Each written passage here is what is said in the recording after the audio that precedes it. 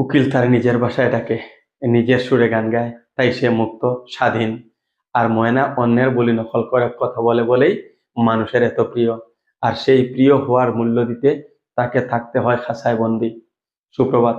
আপনারা দেখছেন বাস্তব উপস্থাপন ইউটিউব চ্যানেল ও ফেসবুক পেজের নিয়মিত প্রভাতী আয়োজন সুপ্রভাত। উপস্থাপনায় আমি রাজীব।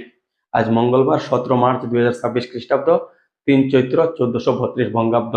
বসন্তের এই শেষ সময়ে এসে প্রকৃতির পরিবর্তন যেমন স্পষ্ট, তেমনি মানুষের জীবনের বৈচিত্র্যগুলো আমাদের ভাবিয়ে তুলে।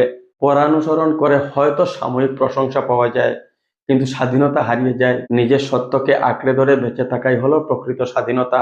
আসুন অন্যের বলি নকল না করে আমরা আমাদের হৃদয়ের ভাষায় কথা বলি, যে ভাষা হলো ভালোবাসার এবং সহমর্মিতার।